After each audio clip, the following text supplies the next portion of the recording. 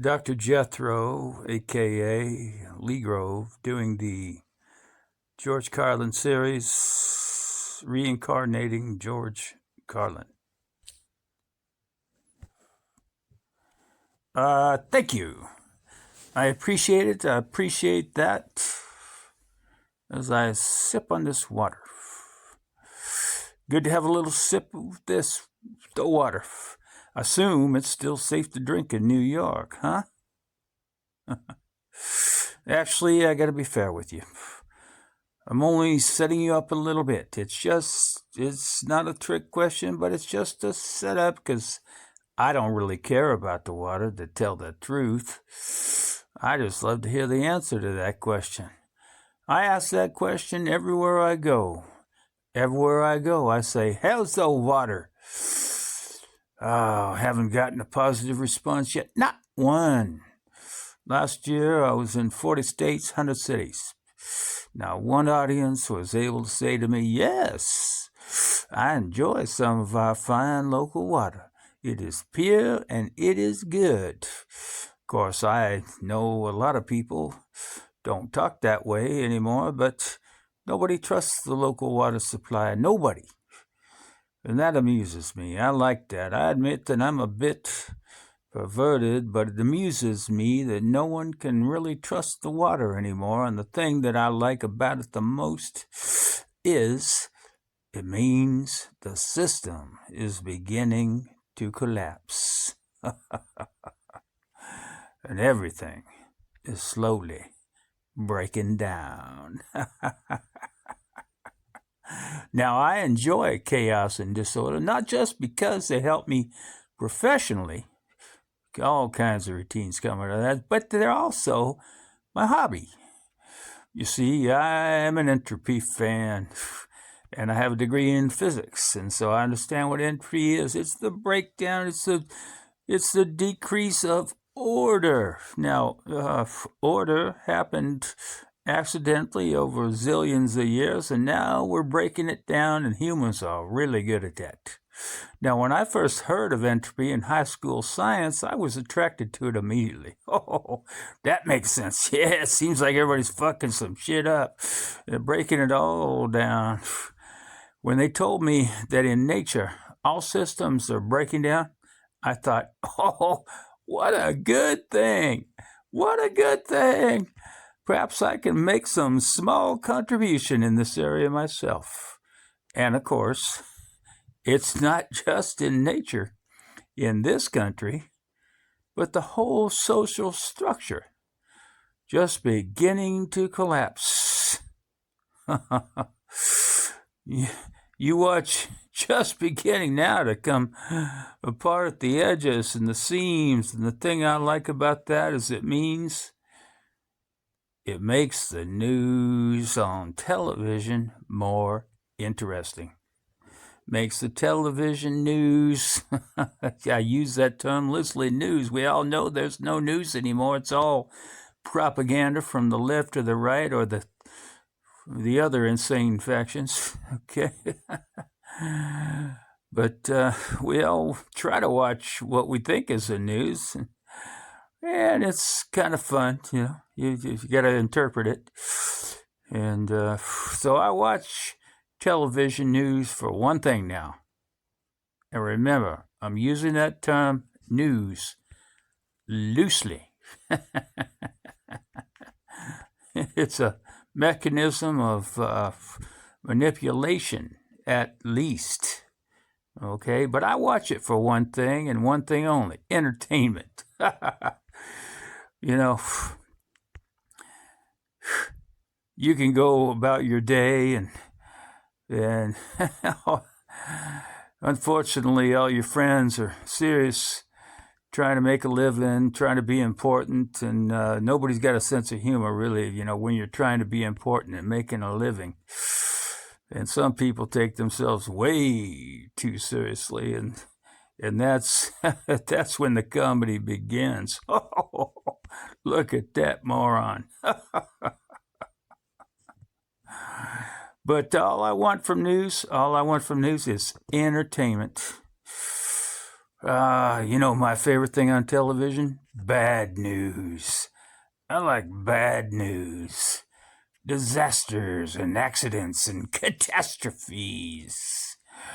I want to see some explosions and fires. I want to see shit blowing up and bodies flying around. Oh, I'm not interested in the budget.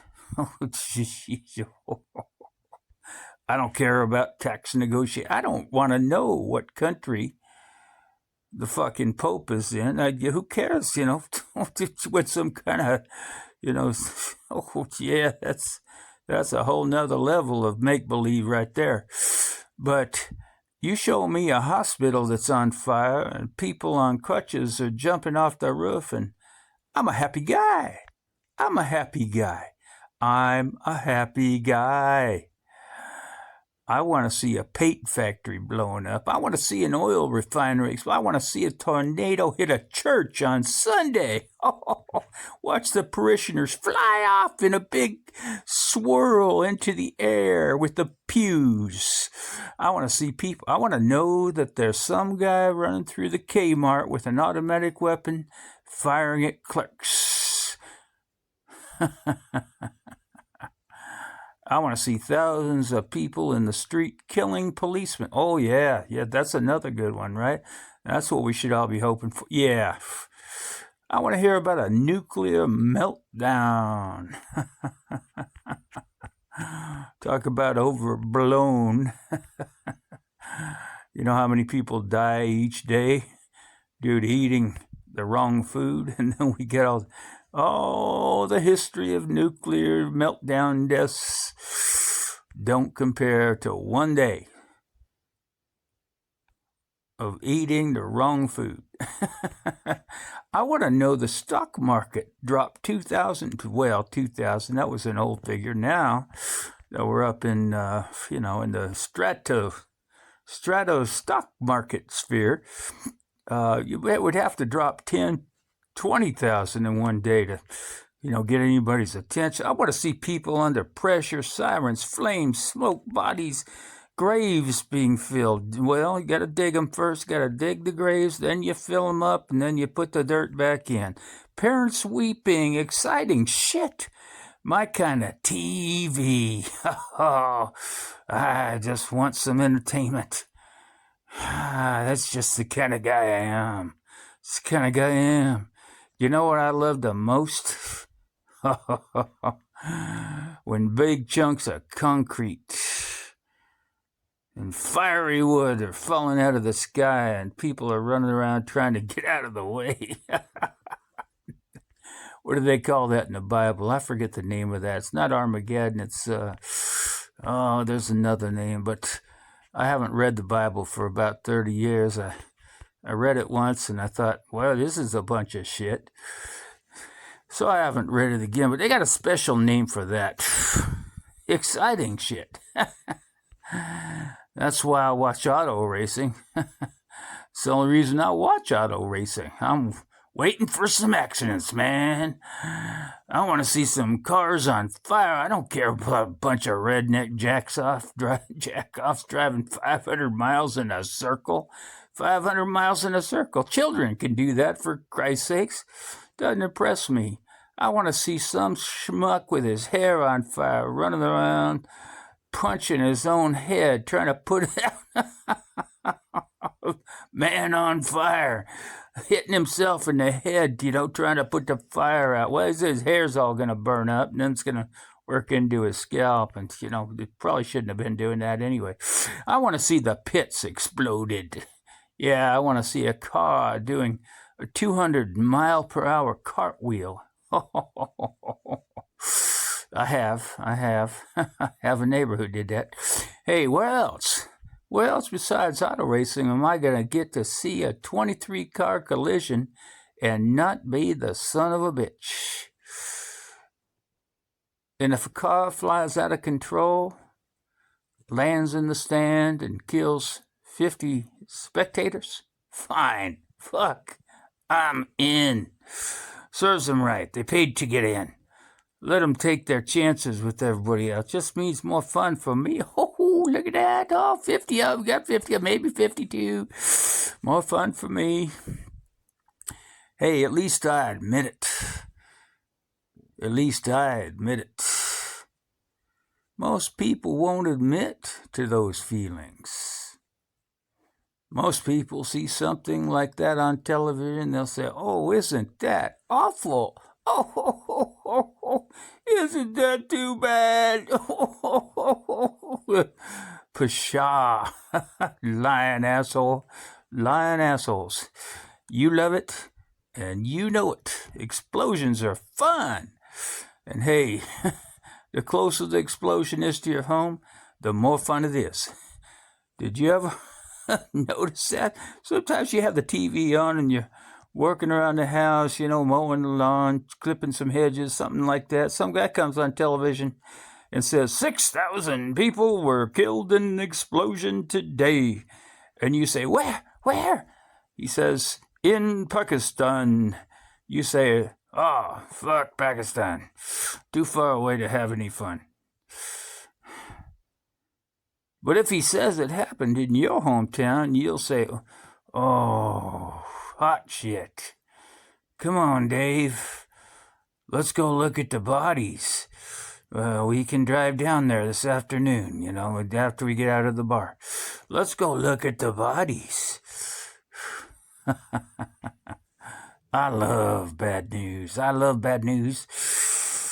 Hey, the more bad news there is, the faster the system collapses. Fine by me.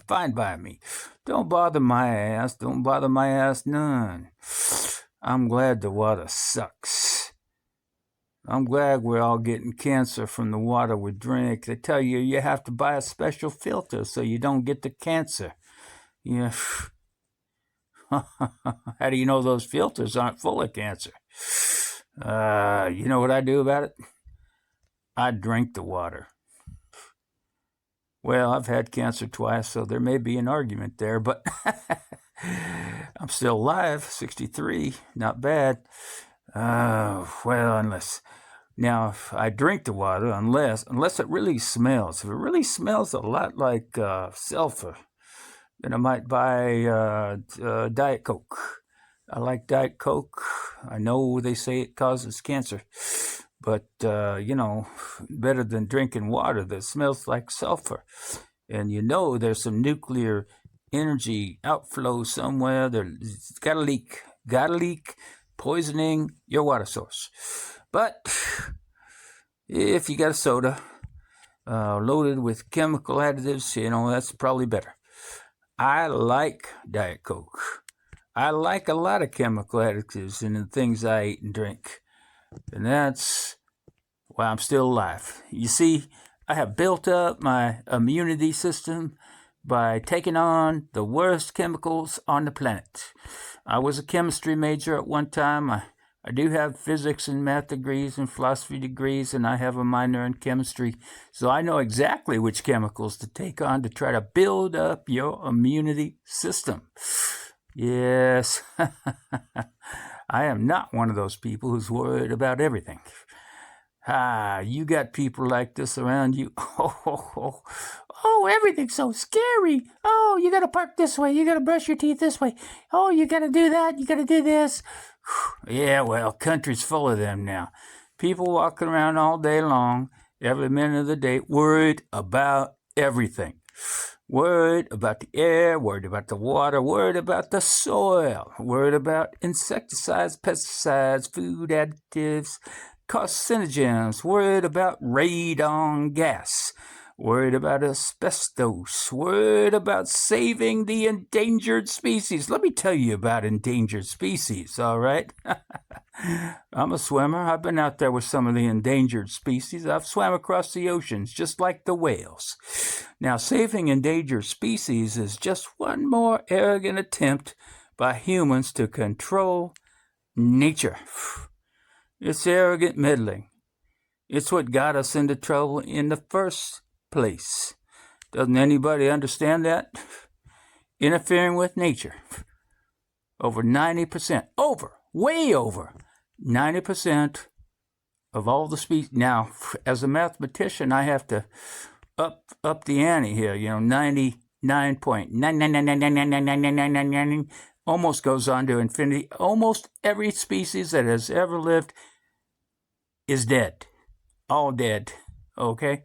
So we're going away. Yeah, we're going to... So over 90%, way over, dead. 90% of all species that ever lived on the planet, gone. Whew. They're extinct. We didn't kill them all. They just disappeared. It didn't have anything to do with what we were doing to the water or the soil, or, whatever activities, too much sex in the back room of the church. I don't know. But that's what nature does. They disappear these days at the rate of 25 a day. Now that has been altered. That was the last time I did this speech. It was 25 a day. Now it's 250 a day. And of course, you guys are paying me a lot more to give this speech now, about 10 times more. So just want to keep you updated on the real statistics, okay? Now, I mean, no matter what our behavior, 250 a day. 20 years ago, when I first gave this speech to a group at Stanford, a group of teachers at Stanford, it was 25 a day. Look at that, 20 years. All of a sudden, we're killing off the planet at 10 times the rate we were back when I was a PhD candidate. So, irrespective of how we act on the planet, they're dying off. Nothing's gonna change that. Okay, so let them go. Let them go gracefully. Leave nature alone. Haven't we done enough? Oh, we're so self-important. Everybody's gonna save something now. Save the trees, save the bees, save the whales, save those snails. And the greatest arrogance of all. Save the planet! What? These fucking people can save the planet? We don't even know how to take care of ourselves yet. We haven't learned how to care for one another, and we're gonna save the fucking planet? I'm getting tired of that shit.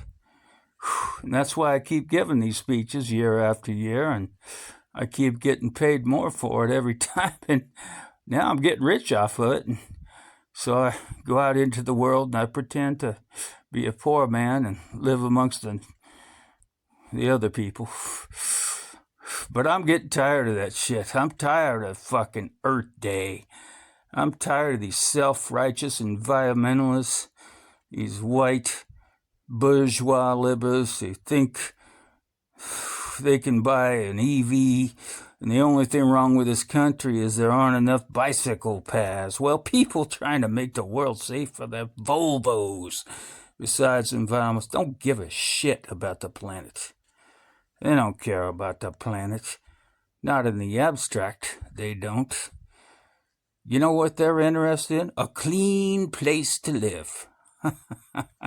Their own habitat, where everything is in its place at all times and nobody can fuck with it.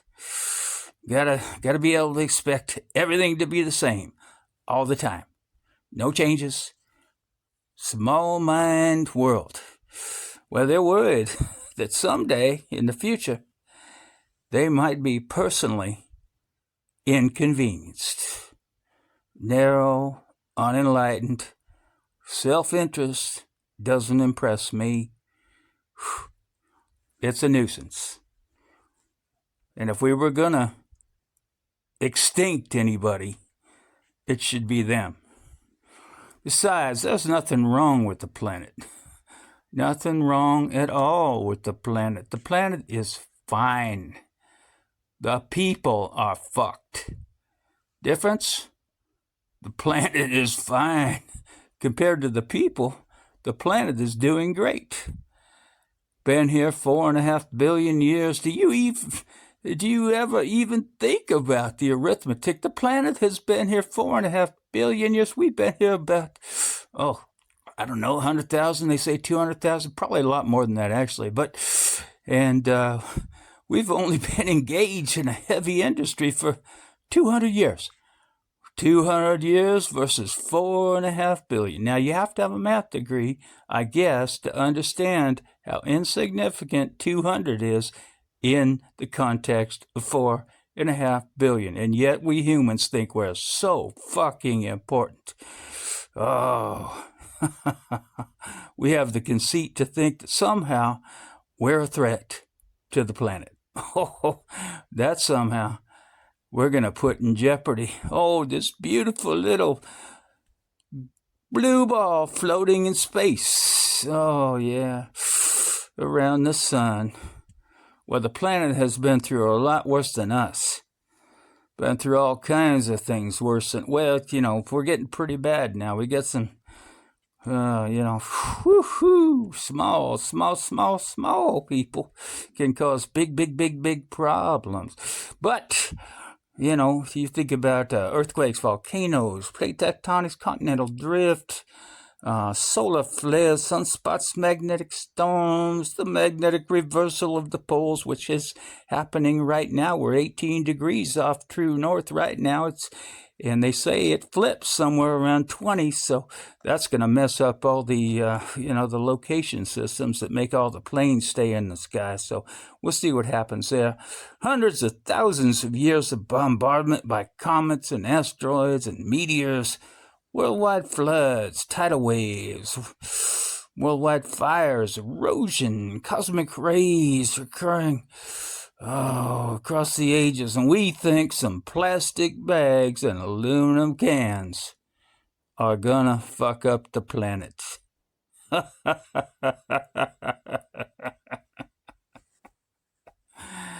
Well, I'll tell you what. The planet isn't going anywhere. We are.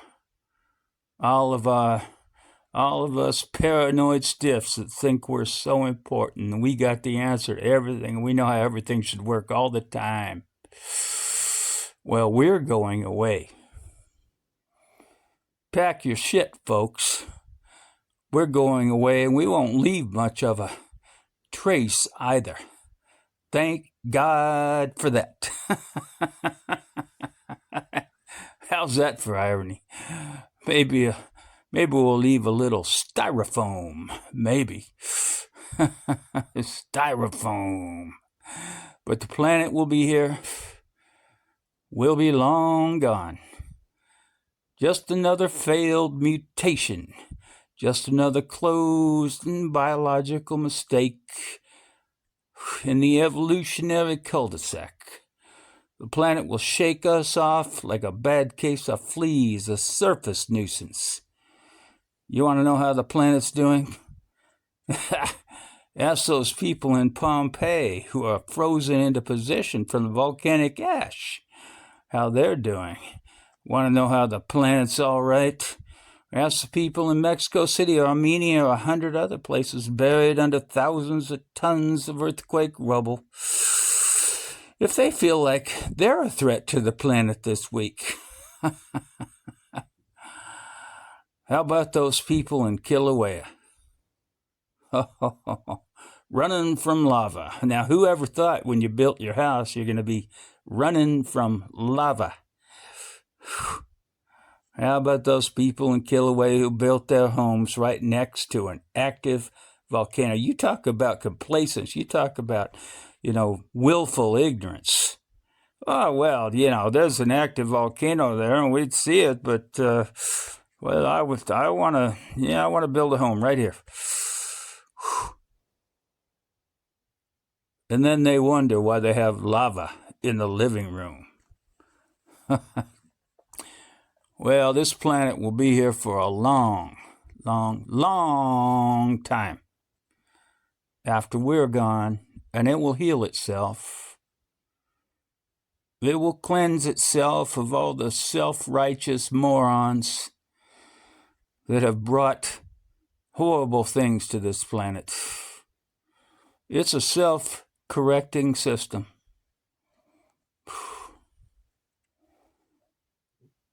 The air and the water will recover, the earth will be renewed, and it's true. It may be true that plastic is not degradable. Well, the planet will simply incorporate plastic into the new paradigm, the earth plus plastic.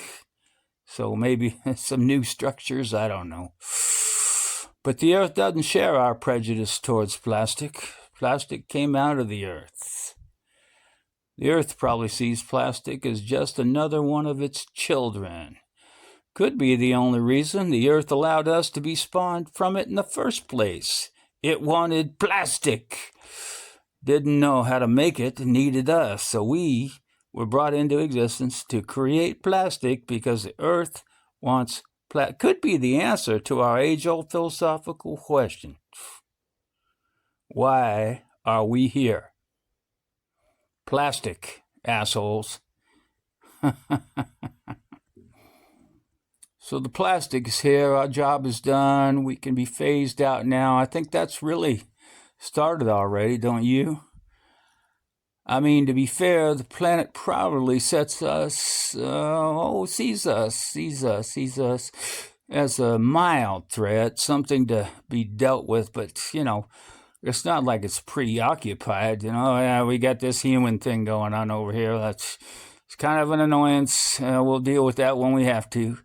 Yeah, I don't think the planet is preoccupied with us, and I'm sure the planet will defend itself in a manner of a large organism, like a beehive or an ant colony.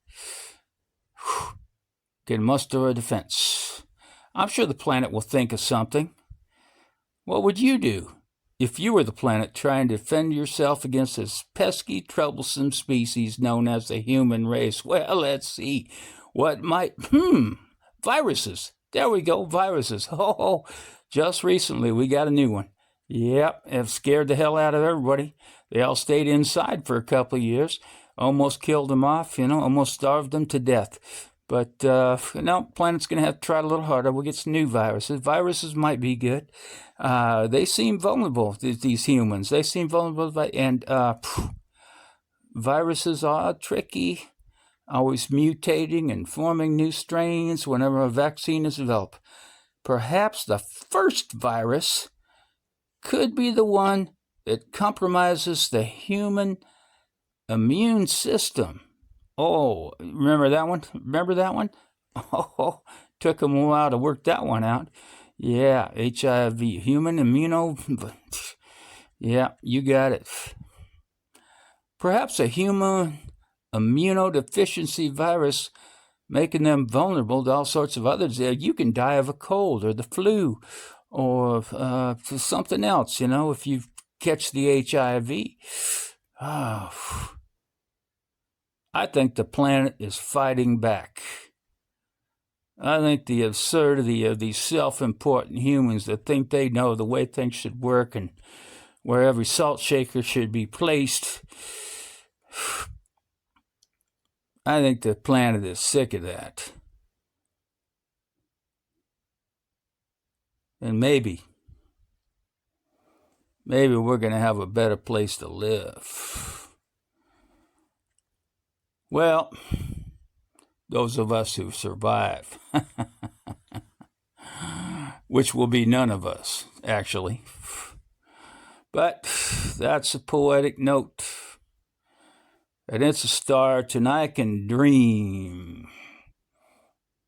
I have a dream.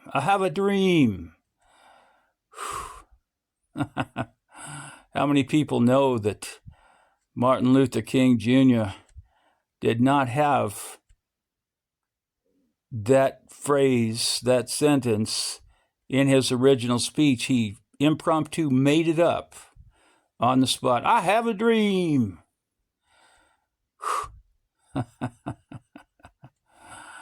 Well, I have a dream.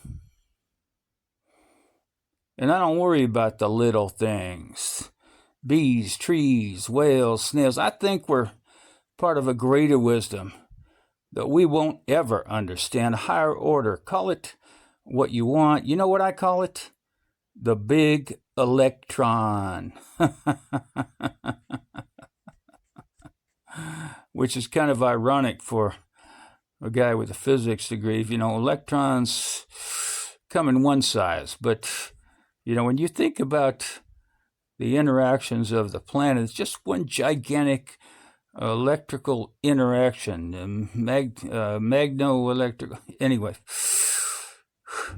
the big electron. It doesn't punish, it doesn't reward, it doesn't judge at all. It just is, and so are we, for a little while.